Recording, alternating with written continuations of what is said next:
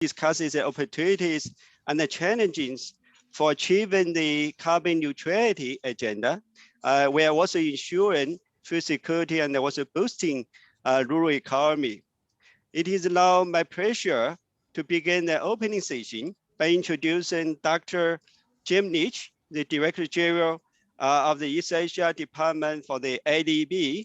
DG Leach has been, the key champion for rural development, sustainable natural resources management in ADB for over 20 years. Thank you, DG Leach, and over to you. DG? Okay, thank you so much, Jinfeng, and good afternoon from Metro Manila. And I'm very pleased to welcome all of you to the second webinar under ADB's Sustainable Food Webinar Series. Today's webinar will focus on rural prosperity with carbon neutrality and food security. Maybe to put this a little bit more simply, we need to pay more attention to climate change and food security in rural development. In rural areas, this nexus of carbon neutrality and food security has become increasingly important for a number of reasons. And we have some distinguished guests with us today who will explain how this nexus works and in the context of sustainable rural development. To make some connections between carbon neutrality and food security, one way to look at it is that getting food from the farm to the table is not carbon neutral. Almost 30% of global greenhouse gas emissions are associated with food supply chains, according to the Intergovernmental Panel on Climate Change. We also know that some agricultural practices in the Asia-Pacific region do pose serious threats to long-term food security, including the increased and intensified use of water and chemicals. So today, we will hear more about 3 significant challenges in achieving rural prosperity with carbon neutrality and food security. The first challenge is producing more food sustainably with the same or less land and water, fewer chemical inputs, and lower carbon emissions. The second challenge is successfully marketing and delivering higher value products to consumers with greater benefits to the farming communities. The third challenge is applying new approaches to integrated rural development. And I expect we will hear a bit more today about the PRC's rural vitalization programs. So, distinguished guests and colleagues, to set the stage for our panel discussions, we are very fortunate to have Professor Jihua Pan as our keynote speaker. Professor Pan is a member of the academic board at the Chinese Academy of Social Sciences and at the Beijing University of Technology. He is director of the Institute of Eco-Civilization Studies and professor of economics. Dr. Pan received his PhD from Cambridge University in 1992 and has worked with a wide range of organizations, governments, and academic institutions, which are too numerous for me to mention here. But with this said, we are truly honored to have Dr. Pan as our keynote speaker today. So Dr. Pan, the floor is yours, please. Thank you so much, Jim. It's really a great pleasure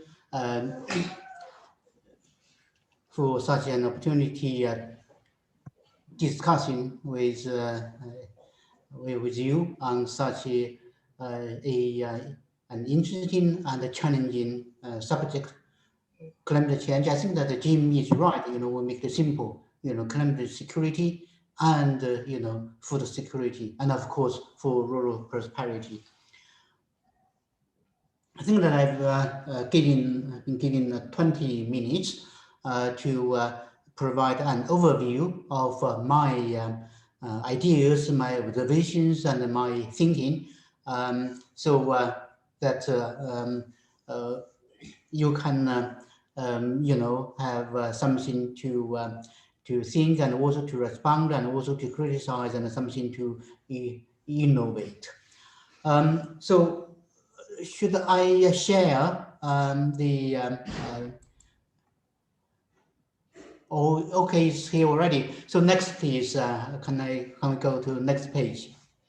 Well, I think that, rural vitality is crucial because, you know, in a traditional society, rural, you know, was really very prosperous, was the root, you know, of civilization. And because of industrial civilization, industrial, you know, development, rural areas have been somewhat, you know, left backward. And now, you know, at such a stage for, you know, a new age of transformation, in particular, you know, for in the in a year of combating climate change, I think that we have the opportunity for rural areas. This we need to, you know, make clear that what does rural mean. I think I provide my understanding, because you know, it's rural region, or rural economy, rural lifestyle, or rural culture. I think that that's everything. Everything in the rural area, I think that is a combination. And in terms of mitigation or climate actions, I think that, you know, in the IPCC terminology, we have two different focuses.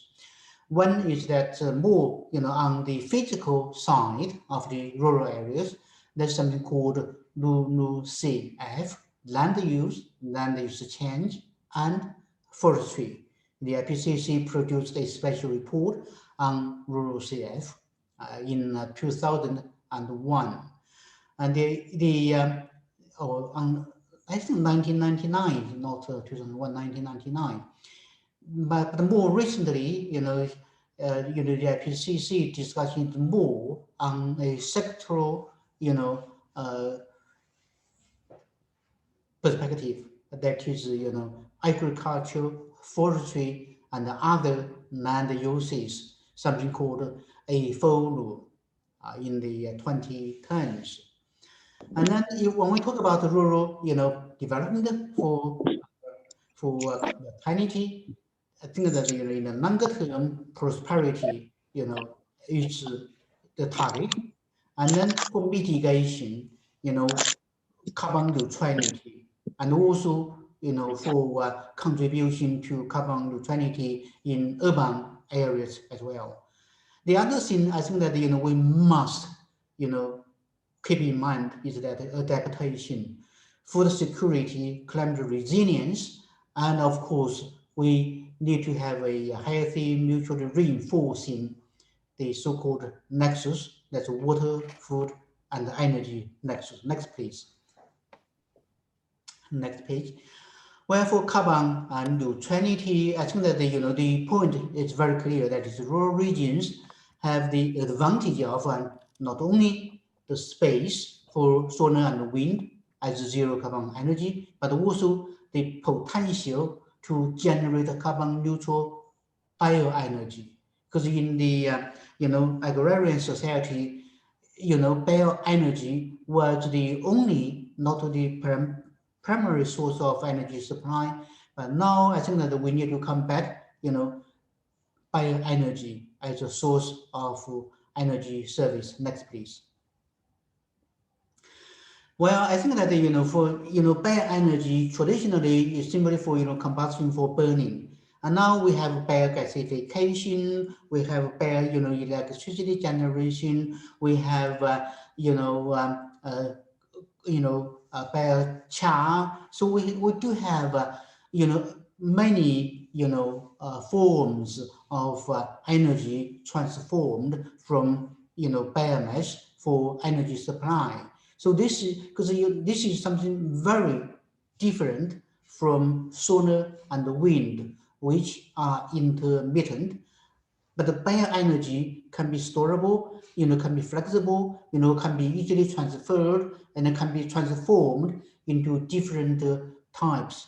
Even, you know, for oil, we may have something, you know, like ethanol, you know, for you know, for the transport sector consumption as well. Next, please. Well, you know, in terms of, I think that, you know, many people would believe that, you know, the agricultural sector, you know, I follow agricultural forestry and other land uses in rural areas would have a huge potential for mitigation. I think that that is true. We do have some potential for mitigation, but for carbon dioxide reduction, the potential, as compared to the fossil fuel energy sector, is not that significant.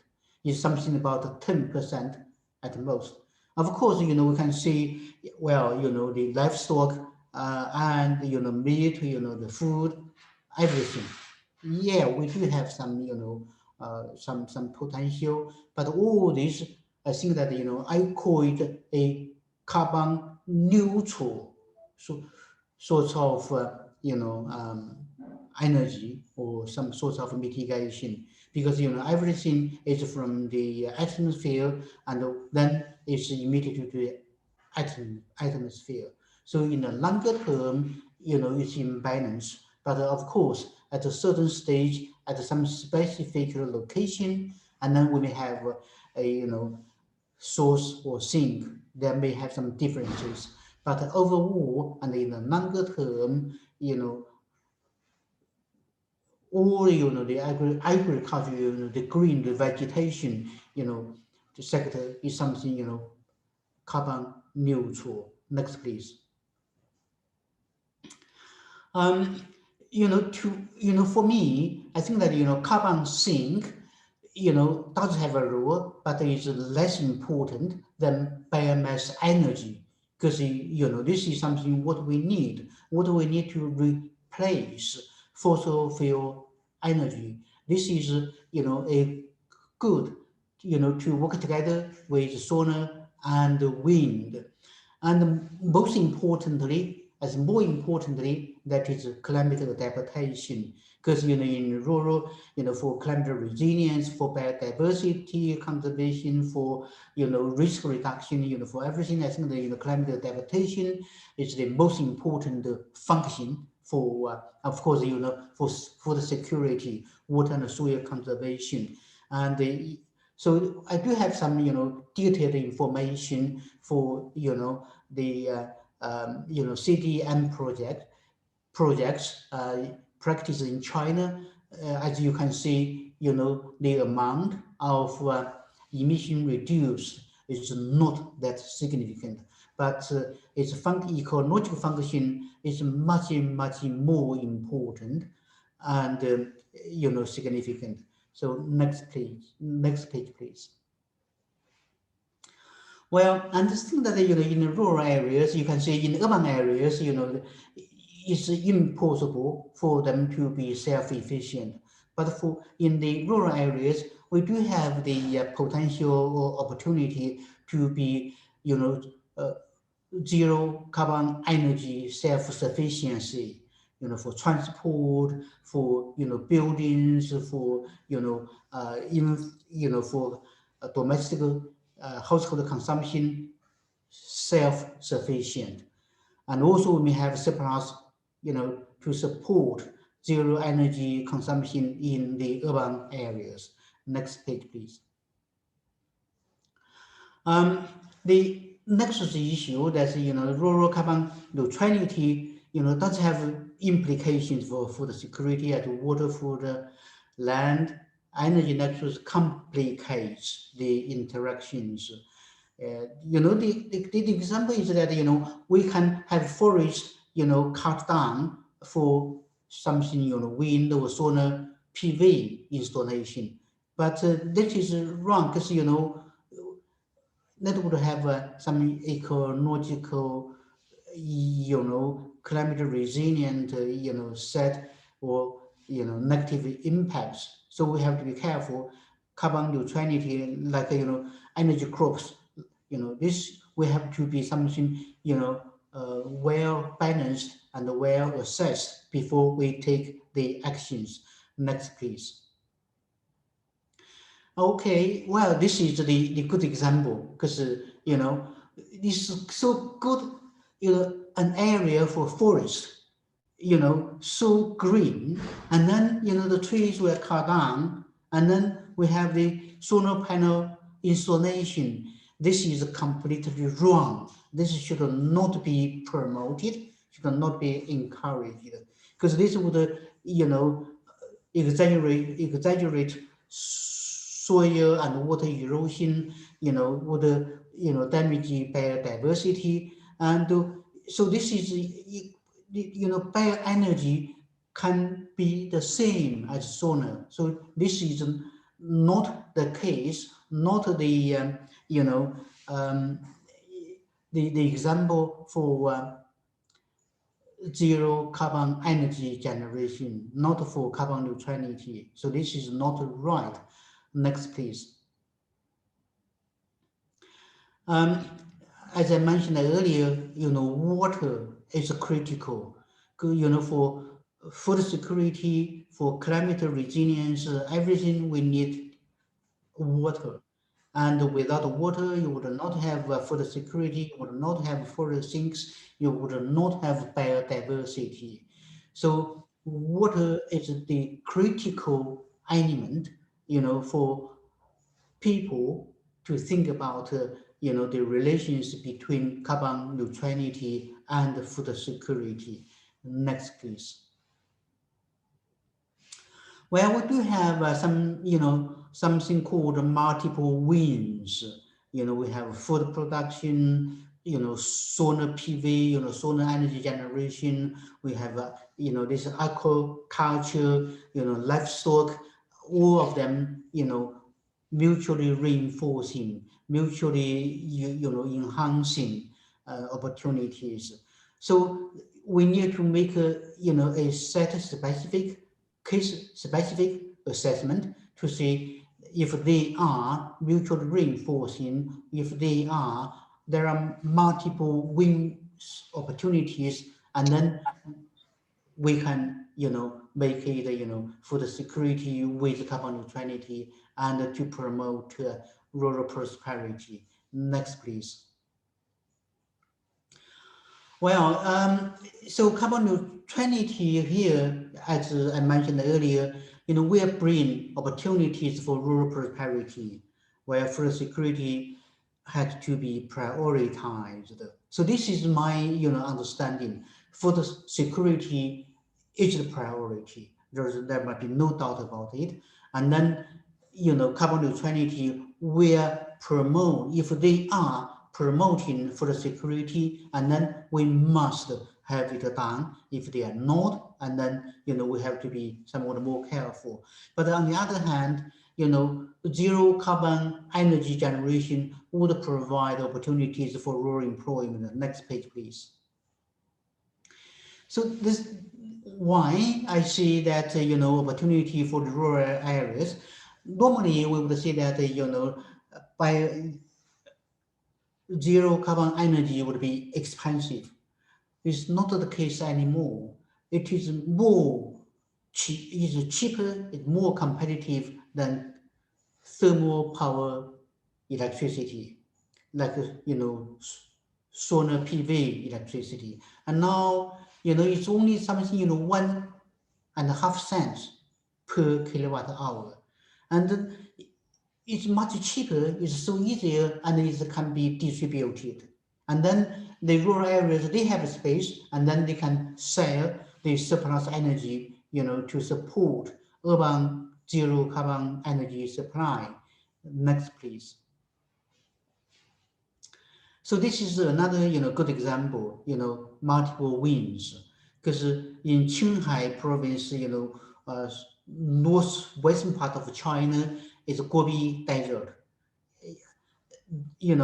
Nothing at all at the very beginning. And then because of the installation of solar PVs, the evaporation is reduced, soil moisture is increased, and then grass is grown, and then we have livestock. So here, originally we had nothing, and now we have almost everything: electricity, soil and water, preservation, biodiversity, and employment, and livestock production. So this is multiple wins. We do have such opportunities. This is an example for illustration. Next, please.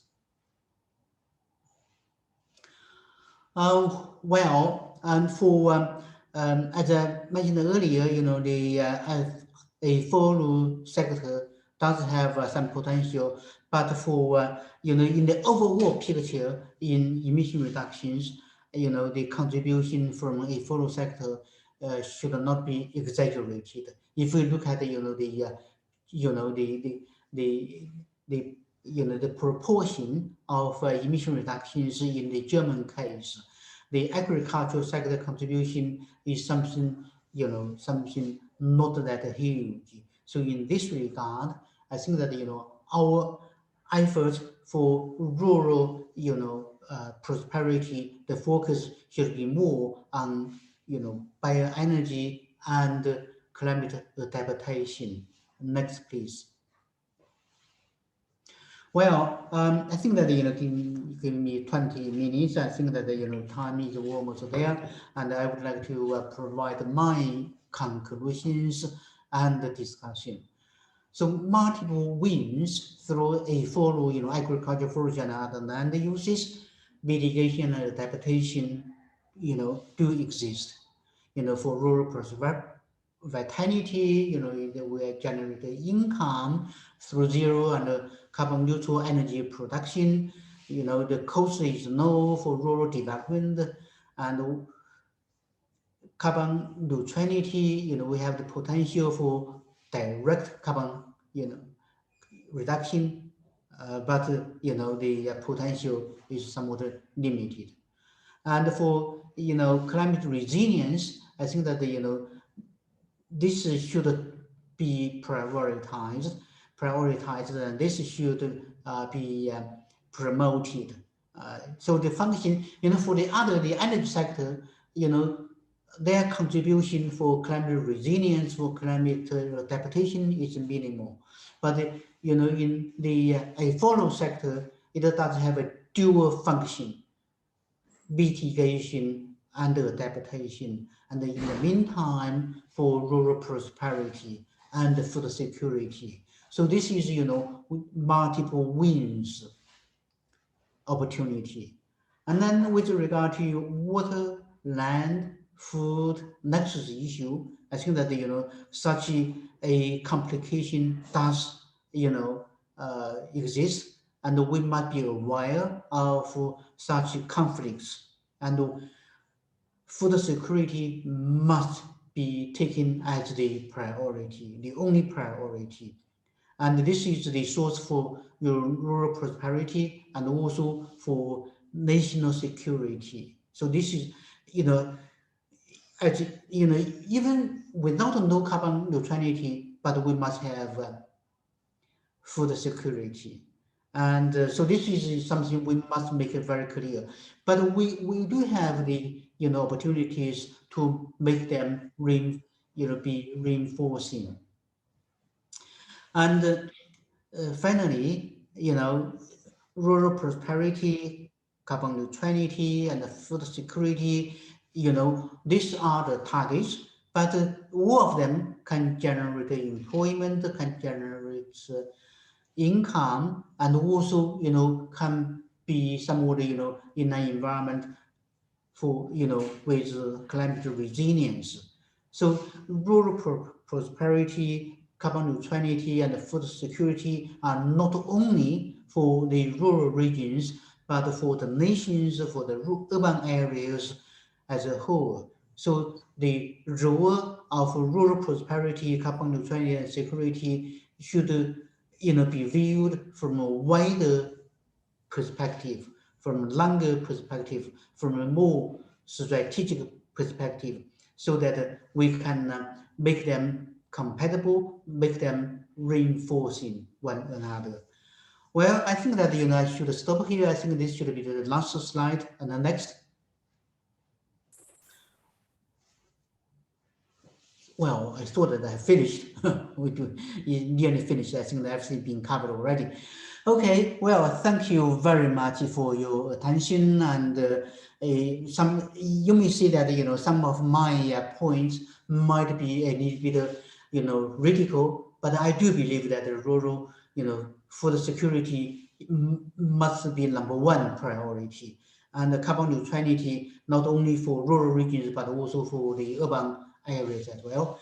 And well, I think that should stop here, and I would like to have your ideas and comments. I should stop here. Thank you so much. Thank you so much, Professor Pan, for your insightful presentation. Definitely, we can find a win-win-win situation for the food security, rural prosperity, and also the carbon neutrality. And also, I take this opportunity also thank Jim for opening this important event.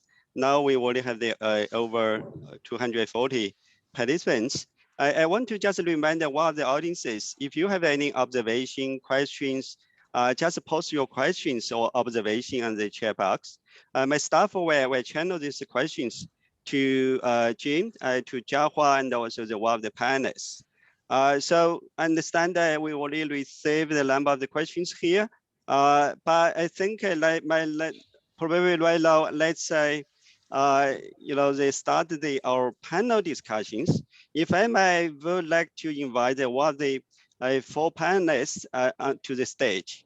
Calvin Chen, Yongping, and Pretty Art, can you come to the stage? Yeah, since we already received some of the questions, so let me now just introduce our 4 distinguished experts. We have the 4 distinguished experts with this panel. Can you guys open your probably camera, and then easy for my staff and also the audiences below where you are, who you are. So probably let me first introduce the Calvin Chen.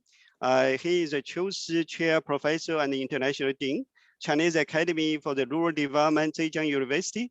He is also the Senior Research Fellow and also head of the East and Central Asia Office for International Food Policy Research Institute. Second, we have the Yongping Zai, Chief of the Energy Sector Group, Sustainable Development and Climate Change Department, ADB. Third, we have the Pretty Badaria. She is the chief of the Climate Change Disaster Risk Management Thematic Group, and concurrently, she is also director for the Climate Change Disaster Risk Management Division in the ADB. Finally, we have our good friend, Dr. Hansen is an international council member for China Council for International Cooperation on Environment and Development, CCICED. Now, probably I come to the first question. I want to come to the Professor Calvin Chen. As DG Nichi mentioned about, the food supply chain is responsible for 30% of the world greenhouse gas emissions.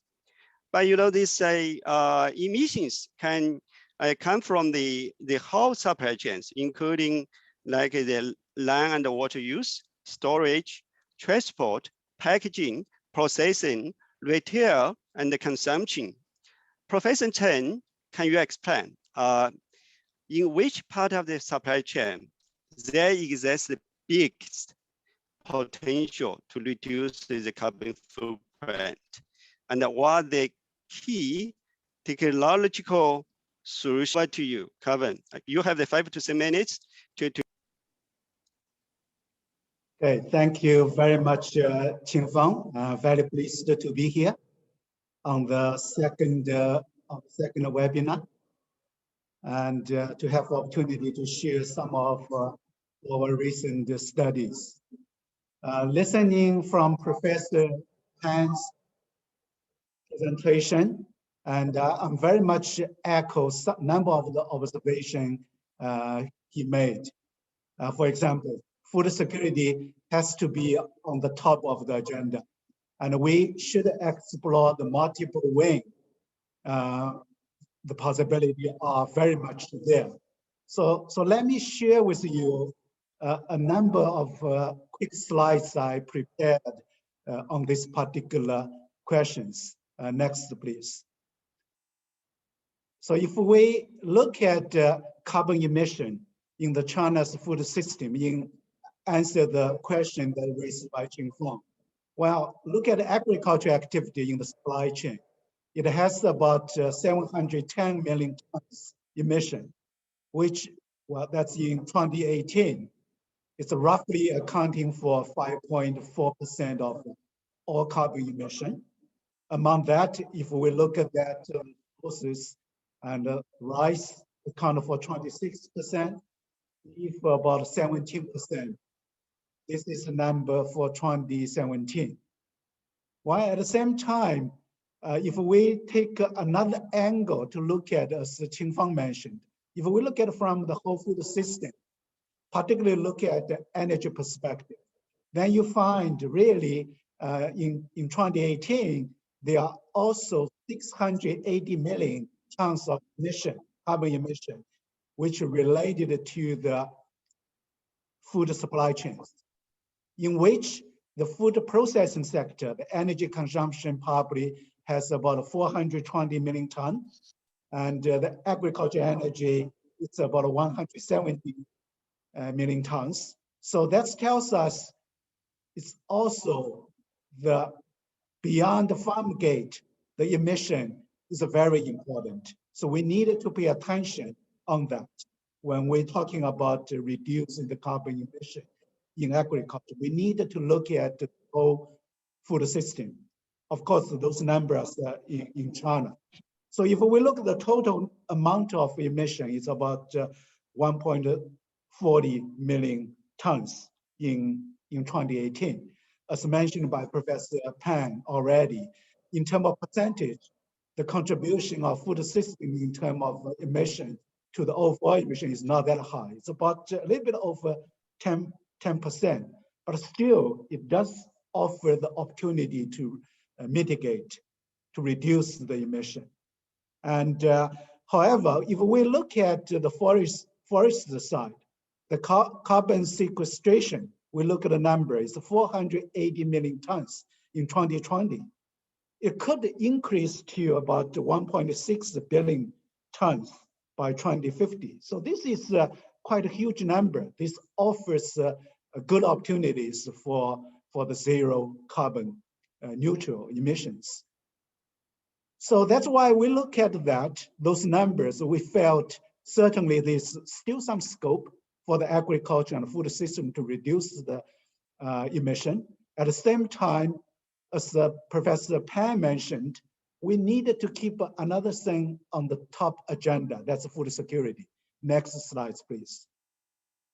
So we very much look at say, well, what is the role of the food system in achieving China's 2060 carbon neutrality?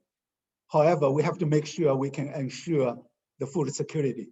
So we look at a number of things we could do, which are largely on the adaptation side, really. So we look at, well, let's improve the crop technology, increasing yield, and the paddy rice field, increasing fertilizer use efficiency.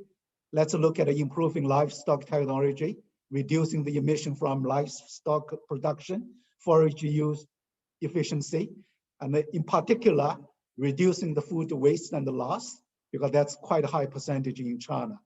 This is associated with the food, whole food supply chain, particularly on the dinner tables in China. Another thing very important that we felt is to adjust the dietary structure. For example, reducing the meat consumption, because in China, we seem to meat consumption is quite high. Another option we look at is a combined approach we mentioned above. So what we do is we develop the model and equilibrium model, the price market model, to calculate all the emission while to make sure to keep the food security, to assess those options. And we only achieved some of preliminary results, and we find out that improving technology in both crop and livestock are critical to reduce the emission, to help to achieve the 2060 carbon neutrality. And also, adjust dietary structure represent a very viable option to achieve the carbon neutrality by 2060 in China. Of course, we do find the combined approach are very useful. So with that, I'd like those results are preliminary, and I'd like to do a small advertisement. Next slides, please. And we're going to issue a forthcoming report sometime in middle or late April 2021, which we work very closely with Professor Shengen Fang and with researcher Zhang Yumei from Chinese Academy of Agricultural Science. Professor Shengen Fang is from China Agricultural University, and he used to be a director general for IFPRI. So now we are producing a 2021 China Food Policy Report and the Global Lens, and with the subtitle Rethinking of Food Systems. So to achieve the carbon neutrality and look at the role of food systems in achieving that is one focal point of this report. So let me stop right here. Thank you very much for the opportunity to share some of our thoughts. Yeah, Kevin, thank you so much. Of course, good opportunity for you to post this advertisement for the IFPRI report. I think we can do it hand in hand with the ADB's Financing Sustainable Food System report as well. So I think the audience is already raised a number of the questions on the chat box.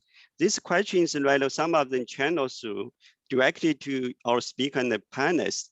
You guys probably, Jiahua and also one of the panelists, you probably need to closely check your chat box.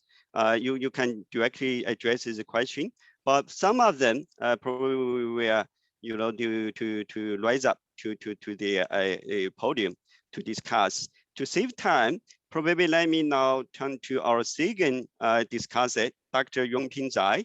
Actually, this also related to one of the questions from our former colleague, the Java Mill.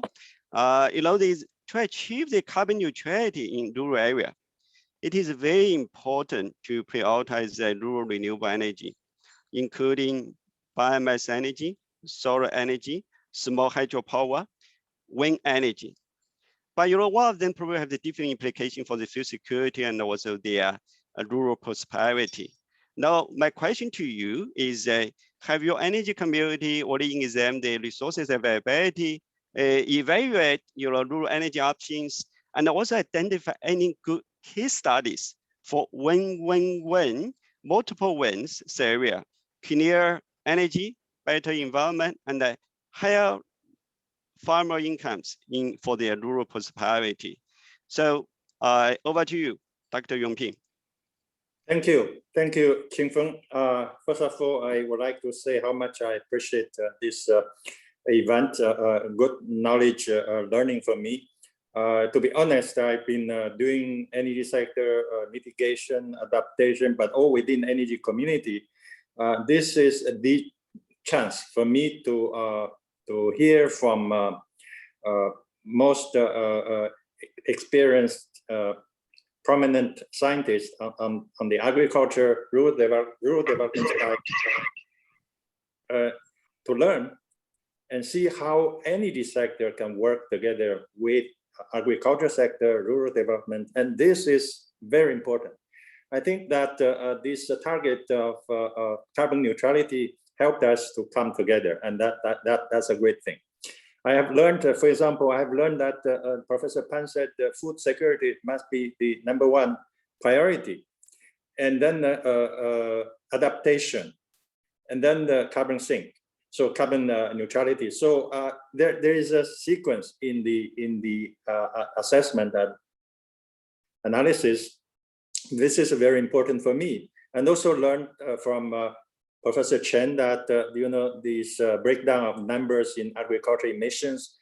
I calculated the energy sector within agriculture perhaps represent less than 5% of the overall, because 10% is agriculture. Then within that, there's probably less than half energy. So energy is still important in agriculture sector. And for us, energy sector people, we should interact, work with agriculture sector and see how we can promote these priorities. Sometimes it seems competing priorities. I'm very, I would say, noticed that picture Professor Pan shown that the mountains covered fully by solar panels. I heard that Professor Pan said that this is not a good practice. I agree with that assessment. I think that this is a good lesson for us, for energy people. To be honest, I've been in the past working around and seeing such installations in China.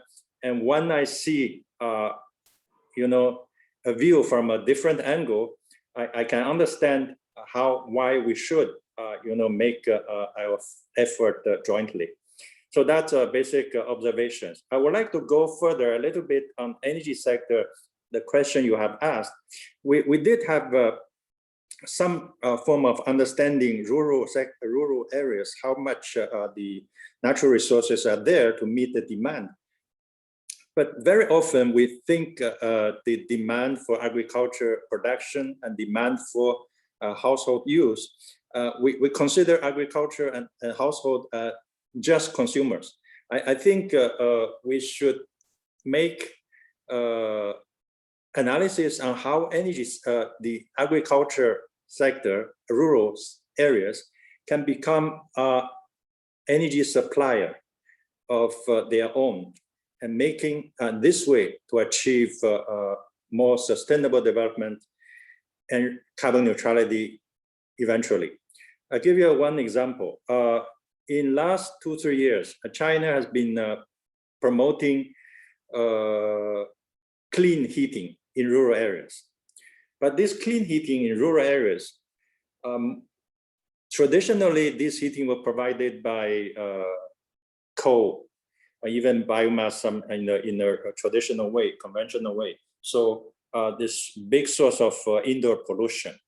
And the conversion of this sort of old system into a modern system, but using mostly natural gas. In some places, electricity from the grid.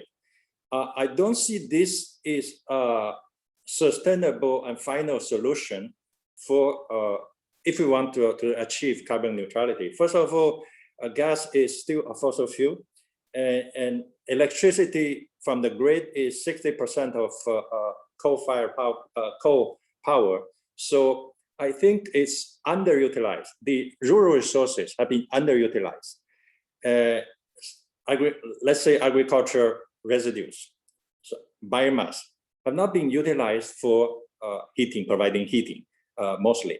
ADB has been trying in some places, in Shandong, for example.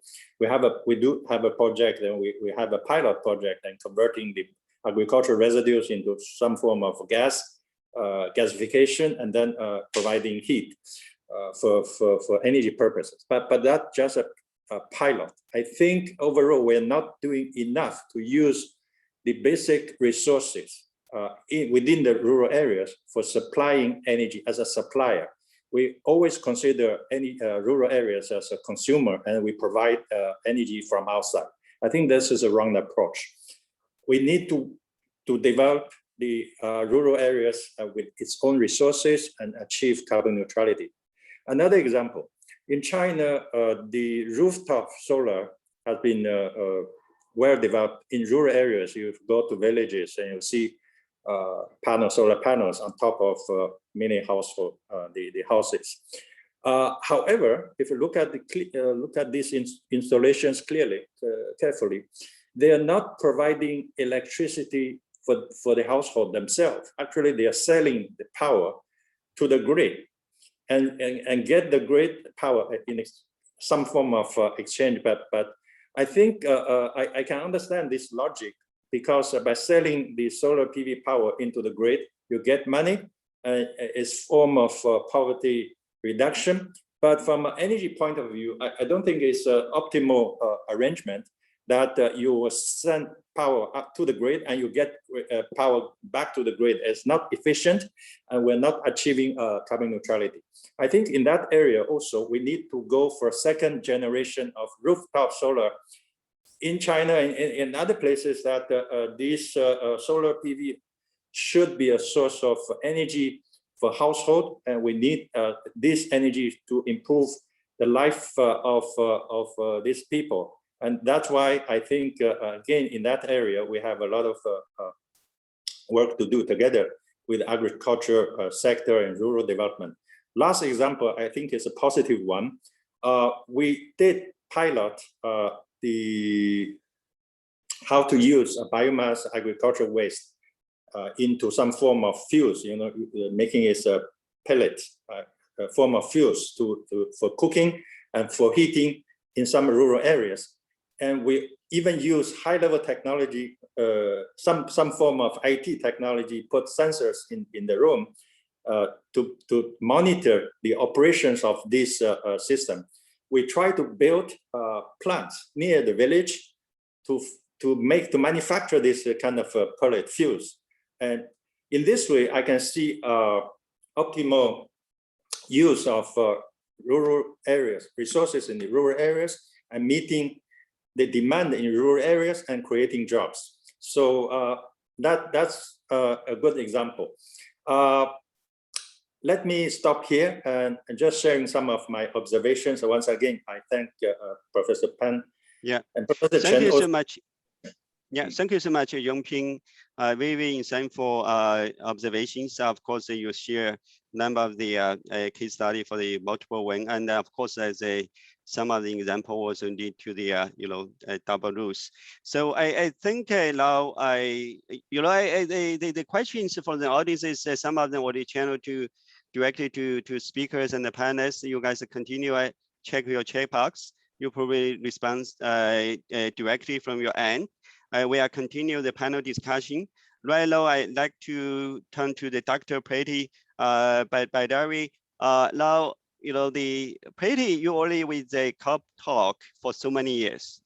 Now this year a little bit special. We very likely the agriculture and the food system will become a very, very hot topic under the COP26 climate talk.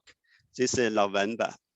But agriculture itself is a present form, is both the cause and the victim of the climate change. There are 500 million still small farmers around the world.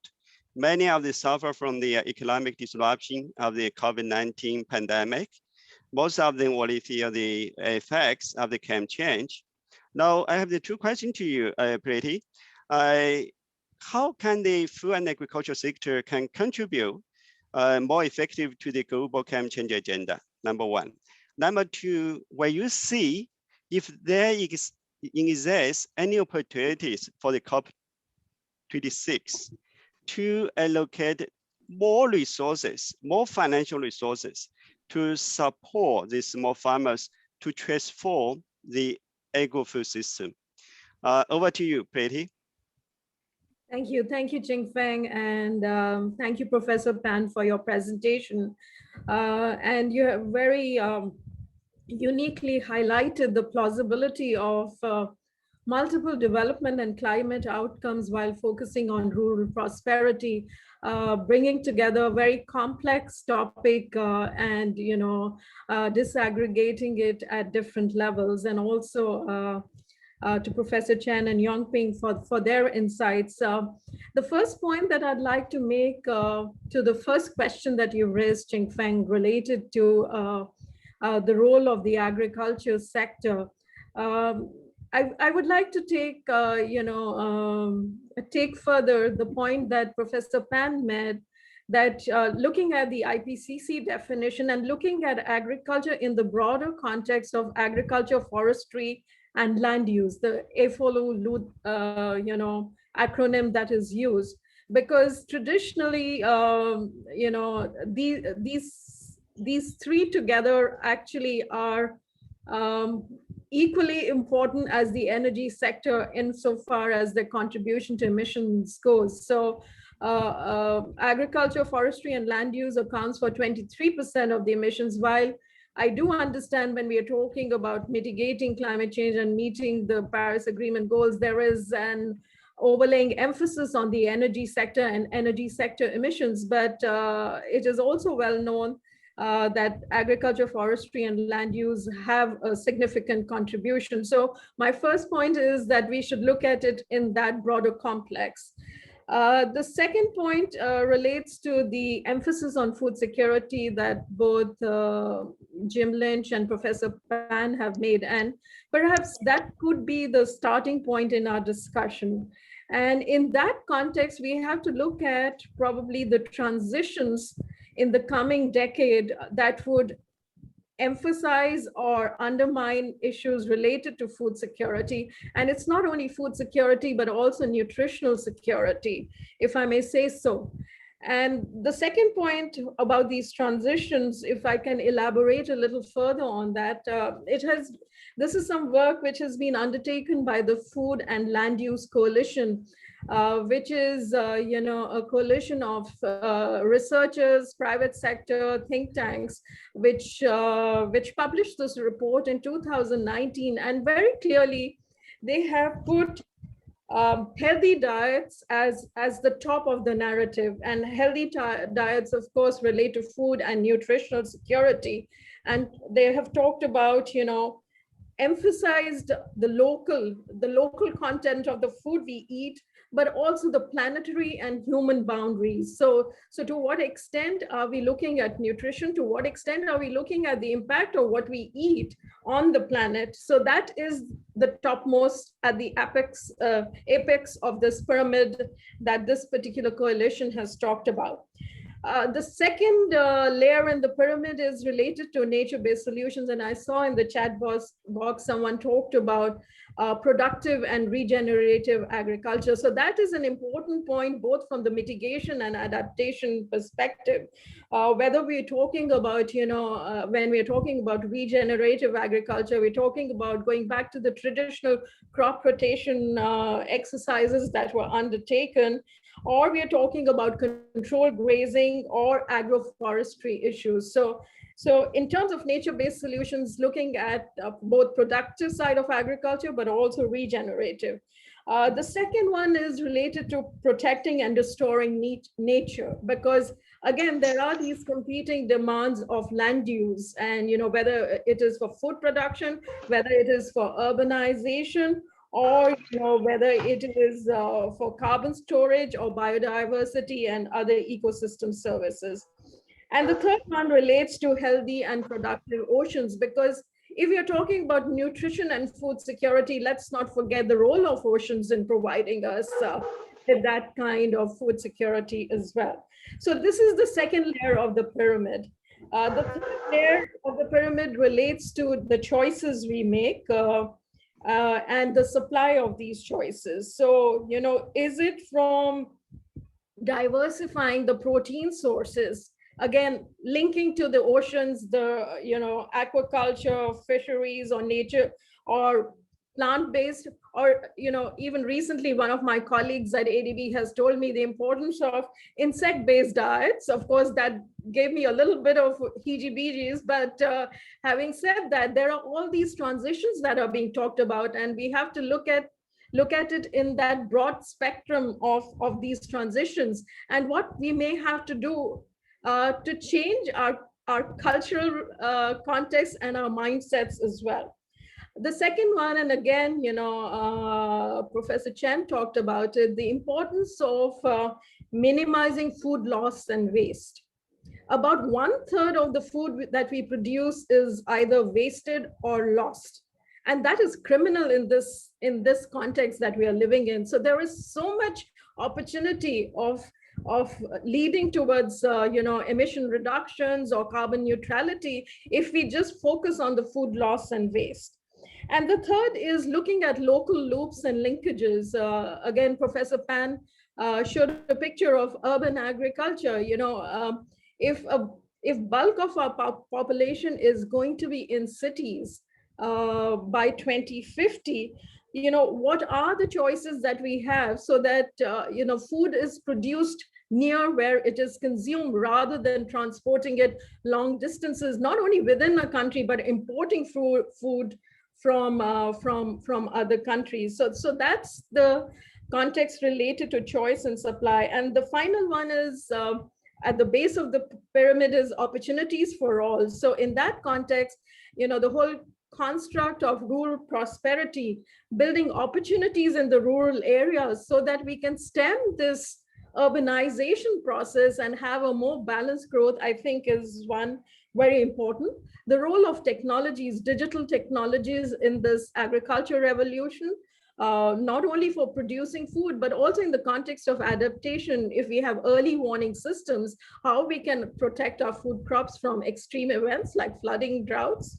And the third most important one is about gender and demography.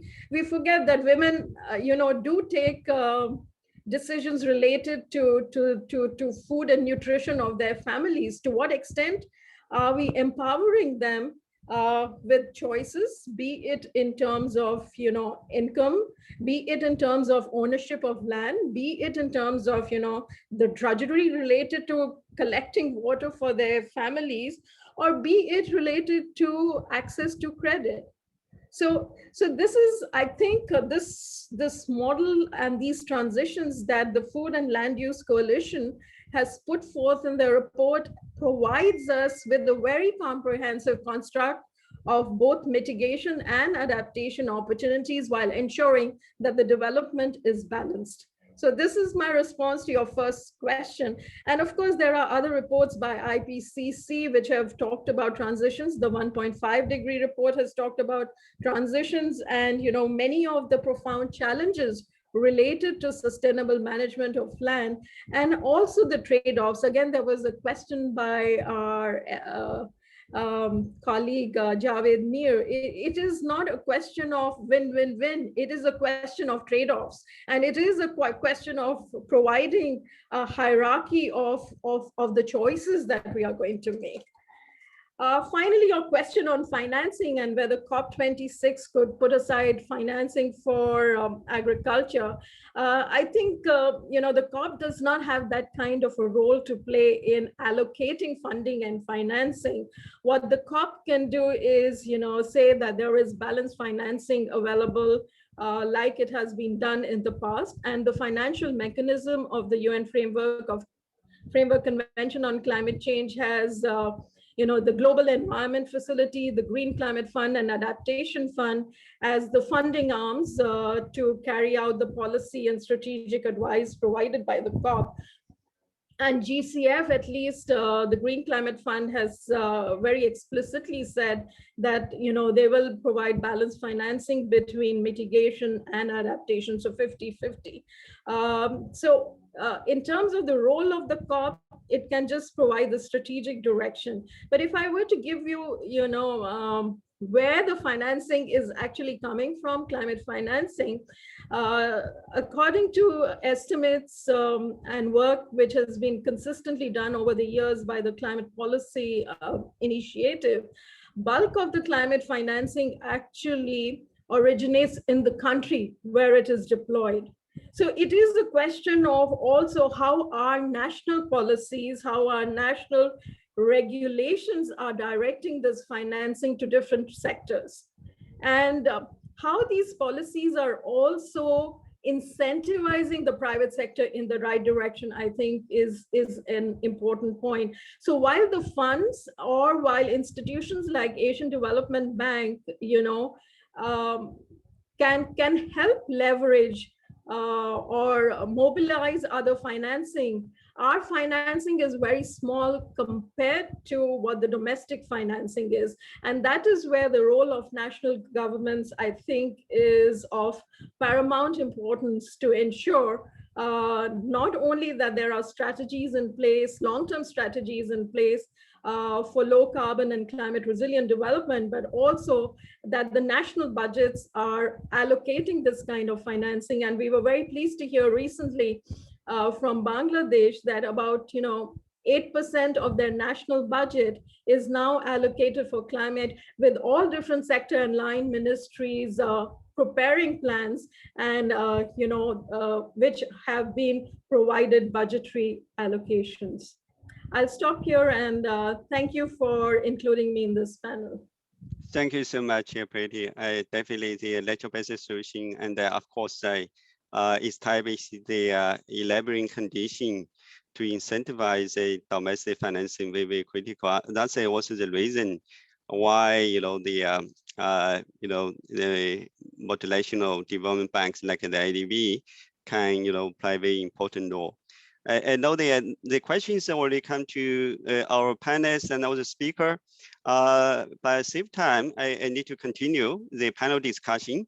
I need to come to our last but not the least, our panelists, my old friend from the CCICD, Dr. R. Hansen. Dr. Hansen, we call the 2021 as the year of the natural. 3 high-profile international events were taking place. One is in September, 2 is October, and then the November. Sustainable Food System Summit in September in New York, Biodiversity COP in October in Kunming, and the COP26 in November in UK. Now, one of them associated with the small farmers or rural development one way or another. But it seems we didn't see so much correlation among these 3 events. So with your rich experiences with the CCICD and the international development over the last few decades, my question to you, will you say whether or not there exists chance to introduce an integrated framework of food security, biodiversity, and also the climate change to some extent to address this tough question? Second, come to the question, and then actually also the observation from the party, when you see the ADB comply to introduce the integrated framework and also elaborate on their more effective investment in their domestic resources. Over to you, Dr. Hansen.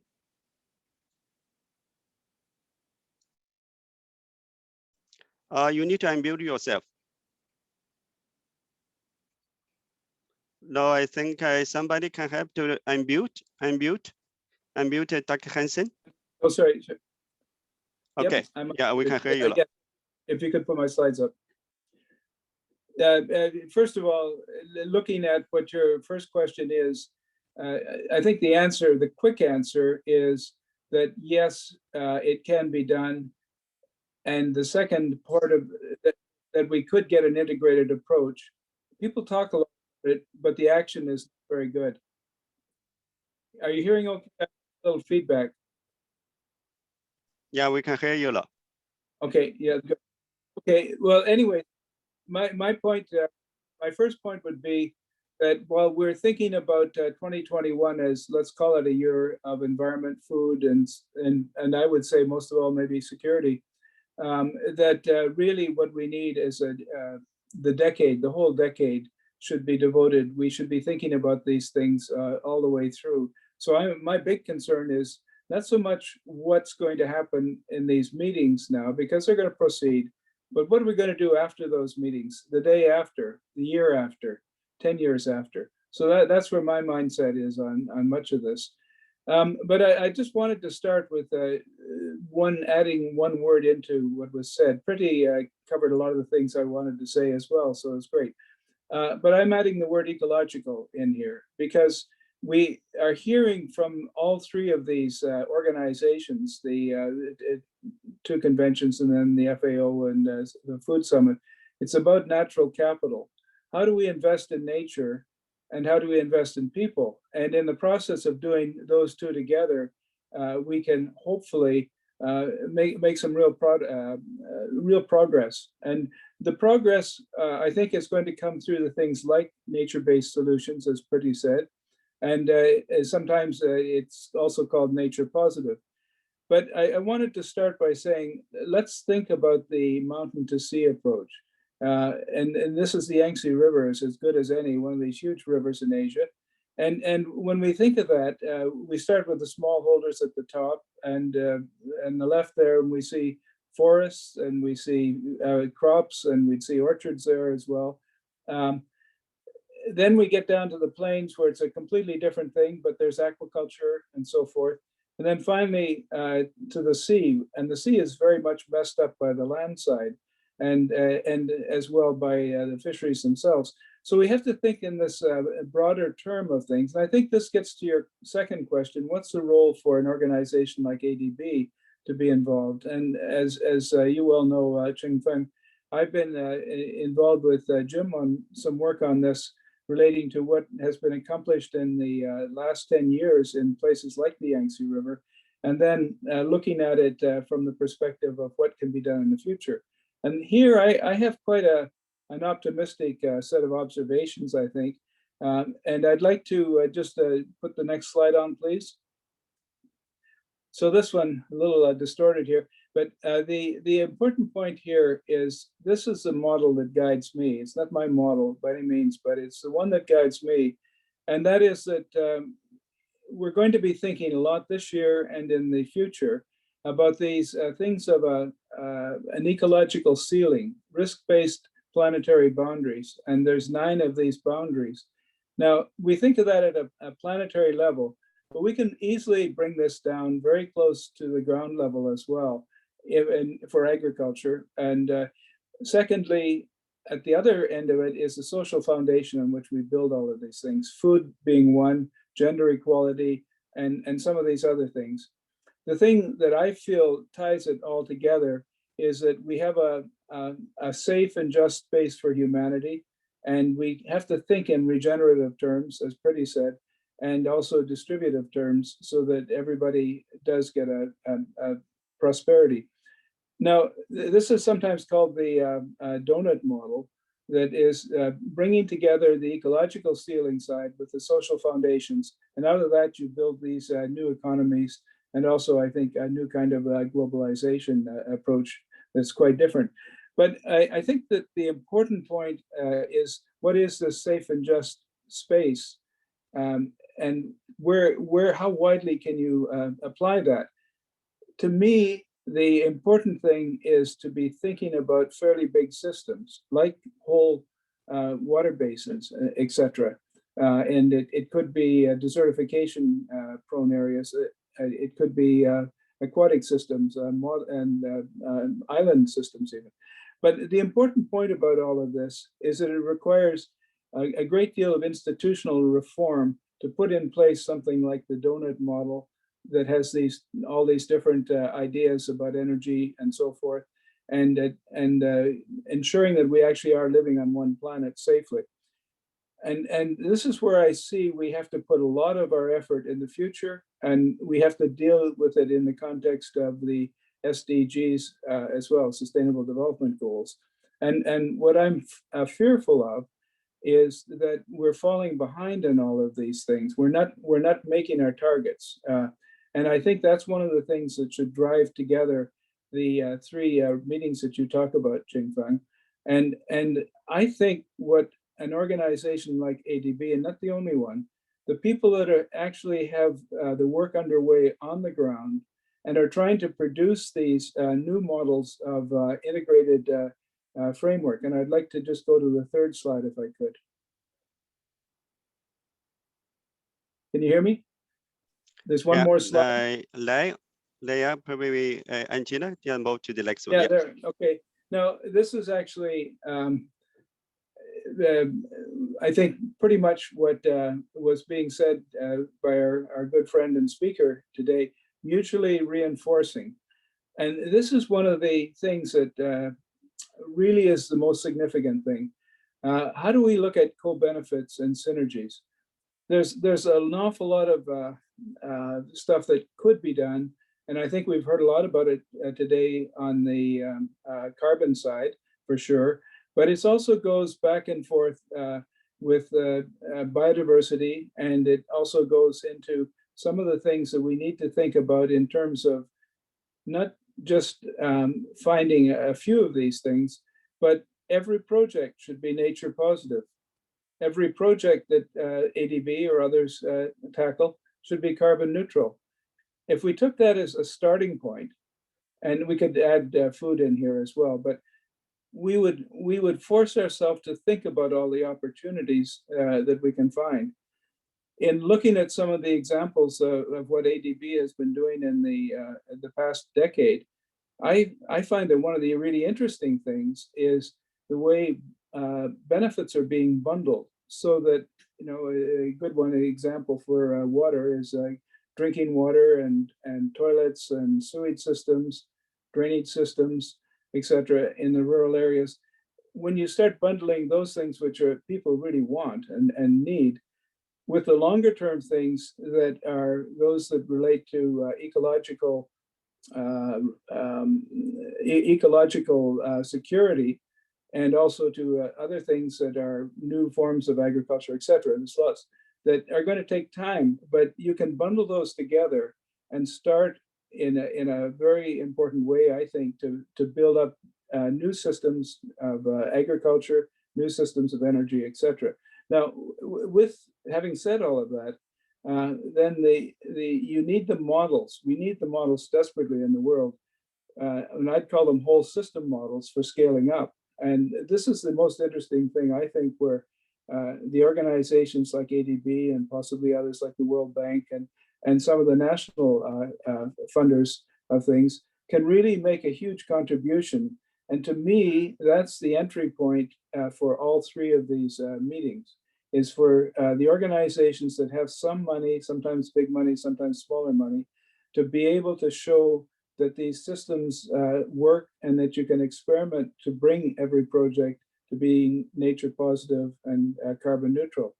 So what I call it is, in my own terminology, is a social, ecological, integrated rural development that is much different from what we've seen, say, 10 or 20 years ago, definitely that. But it's something that allows for continuous improvement as we move through these things. And I guess finally, I'd say that I was very interested to see on the carbon side about the livestock animal matters. We do have some big choices in the world to make, and within the countries, within supply systems and so forth. And there's a big opportunity there, I think, if we can get more with less land, less water. We know that water is an incredibly important thing, as people have all said. And these are the things that we have to work out. Do we need as much meat in diets? And this is where I think we need to see a better integration of the farmers and as suppliers with the people that are living in cities, small towns, etc. What is an optimal, sustainable approach for diets, and some of the other things have been mentioned. So I would urge strongly that as we move forward with these things, we take the meetings that are going to be in the fall and make those just the starting point, and bring in the demonstrations that I think some of these organizations really can show about how far along they're actually coming in looking at things like the Yangtze River or a bunch of other things. I choose the Yangtze because it's such an important one. So I'll stop there, Qingfeng. Yes, thank you so much. It's a very insightful suggestion. I know we still have even though we have the 1/2 hour, but we still have the over 100 participants stay with us. Of course, the questions, some of them already sent to you. You already provide your response. But probably we still invite the Professor Pan and also DGGM to the stage. So because there's a number of the questions, of course, directly to come to them. One of the questions, Professor Pan, if you can quickly address, is that, of course, is talking about the carbon neutrality and the carbon sequestration. The audience is trying to ask you, clarify the difference between these two. This is one question to you. Of course, is another question to Jim is to help enhance this win-win-win situation. Innovation very important, and then they ask what have the innovation we can introduce to promote the type of a multiple win situation. Jiahua, over to you. Well, thank you. I learned a lot from the the discussions. I think that their views and comments, observations are highly relevant and also good for the ADB to think about in your funding policy making. And the question, I think that with regard to carbon neutrality and carbon sequestration, at the very beginning, the PCC terminology is called something called carbon capture and sequestration. And the other is carbon sink. And of course, in the forestry sector, when we have, carbon dioxide absorbed and stored, fixed in the green plants, and then that is natural sequestration. So this is part of sequestration, naturally sequestrated carbon. So, but that is somewhat carbon neutral. For this part, it's completely neutral. Everything is from the atmosphere and it goes back to the atmosphere. And the other part is about carbon capture and storage, but this is somewhat more, some sort of artificial. That is, through engineering approaches, we have carbon capture in when fossil fuels were combustioned, and then we have it stored in the geological formation. So this is something called artificial sequestration. For this part, it's not carbon neutral because it's from the ground, from fossil fuels, and then even it is sequestrated, stored in the geological formation, but there is a risk or potential that it will go out again. So this is something why carbon capture and storage, CCS, it's been for long there already, and it has not been widely deployed for reasons. One, is somewhat expensive, and two, it does not generate anything good for the society to to consume. And three, the risk that it may come out again. So for this part is not neutral, and for the green vegetation part, that is sequestration naturally, that is neutral carbon. I think that I'm not sure if I have made the differences clear. Yeah, thank you so much, Jiahua. I think you addressed most of the part of the question already. Of course, Jim, how about the innovation? Of course, another follow-up question is also to see the systematic knowledge platform on the carbon neutrality and the food security combined together. This is the last question. So probably you can answer the two questions together, if you can. Okay, so well, innovation and also knowledge. Well, again, on innovation, and again, I think I heard earlier, is there the possibility of win-win situations? And as Pretty said, there are always trade-offs. But certainly on new technologies, I think Professor Pan and others really identified some new energy technologies, especially that are applicable for rural areas. But one thing we didn't talk about too much was digitalization. And again, this refers to, digitalization as applied to the food chain, also connecting farmers to markets. So there's tremendous potential there. But, the other thing about innovation is we have to think about the soft side and really, innovation in terms of new policies, new regulations, and so forth. So again, I think there's a lot of potential there, and webinars like this have really enabled all of us to really think out of the box and pursue new ideas, because that's really key to the solution. I can't really remember your second question, but oh, that was more on knowledge sharing. And again, I think that this event in and of itself is a knowledge sharing event, and simply by bringing people together, looking at innovative practices and new approaches, pilot initiatives, I think we can all really learn a lot from each other. The solutions, this topic itself is extremely complex. The solutions by nature have to be take into consider the complexity, but a lot of these solutions themselves are complex. But again, this is where knowledge sharing and dissemination is critically important as well. So I'll leave it at that. Thanks, Jinfeng. Thank you so much. I saw the Jave raise a question. Jave, you still there? You step in, raise a question. Jave?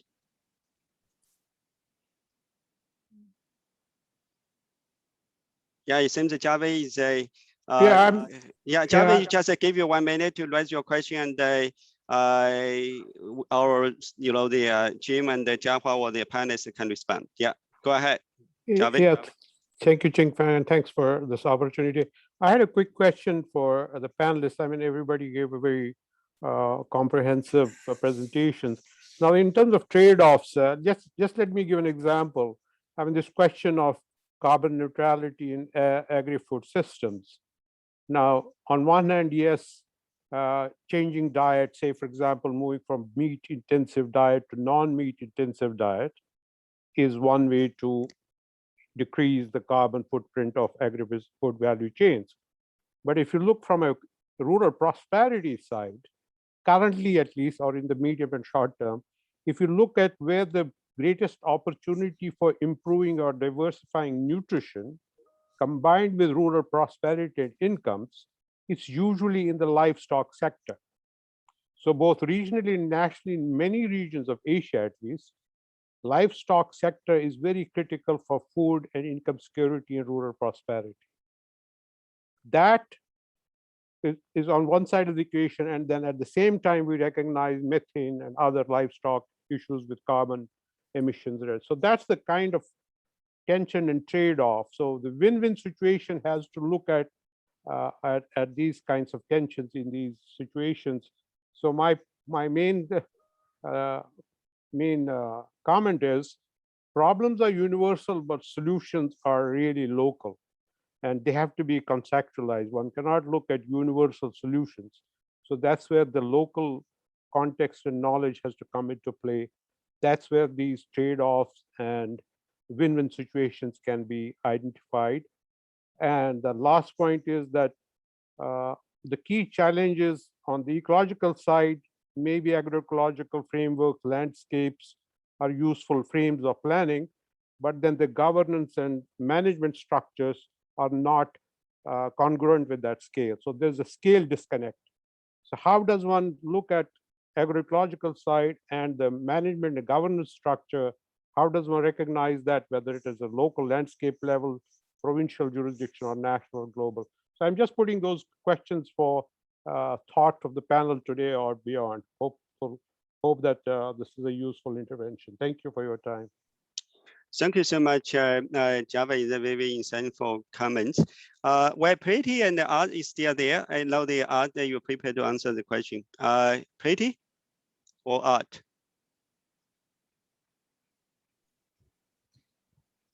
Jinfeng, this is Preeti here. No, I completely agree with what Javed has said about trade-offs. As I also mentioned in my intervention, that there are trade-offs, and as he very rightly pointed out, we have to look at the context. There's no universal solution. For instance, to tell the growing middle class in developing countries not to move towards meat-based diets would be like preaching to them, but where they're getting affluent and they want to diversify their food. So there are some very cultural also aspects related to it, and that's why the local context is important. But having said that, if we look at it in the broader context of human health and planetary health, then some of these extensive choices can be ruled out as well. So it's a difficult, it's not only a difficult question, but it's a difficult aspect of choice making and influencing culture, tradition, and habits as well. I'll stop over there. Thank you. Thank you so much, Pretty. It's a very useful observation.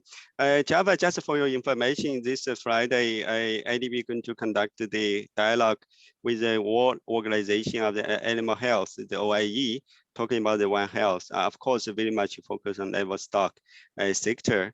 Of course, with the priority climate change group, agriculture group, also with joint forces, discuss about this inherent, coherent approach, holistic solutions for sustainable climate resilient livestock operations as well. So we will keep you informed. Just mindful the timing, where we will closer to the 3:30.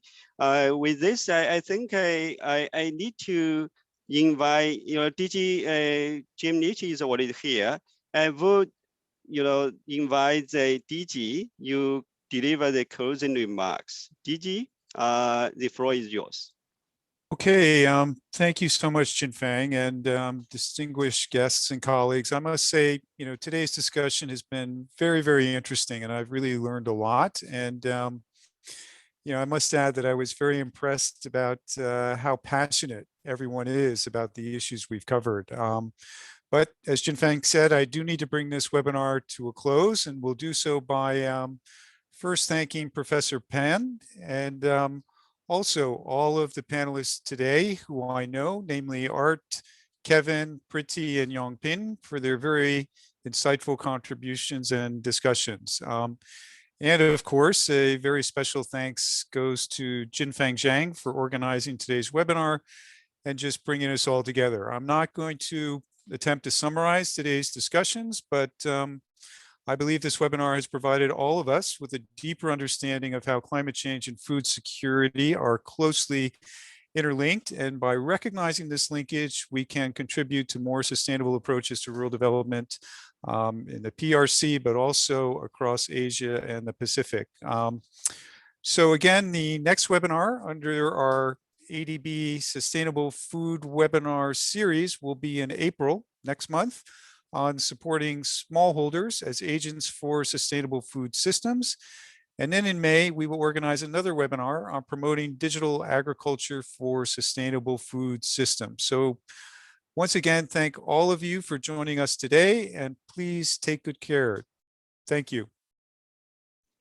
Thank you so much. My staff just say, thank you, Jim. My staff just remind everybody from the floor, you have some task to do to provide your feedback, answering to manage the survey. And then again, I want to join the DG Niche to thank all of the speaker, panelists, and the participants for making this webinar successful. I also want to take this opportunity thank my colleagues from Rural Development Food Security Thematic Group, Climate Change Disaster Risk Management Thematic Group, Energy Sector Group, and most importantly, ADB-PRC Regional Knowledge Sharing Initiative Group for their great support. With this, thank you so much, and see you next time. Bye-bye. See you.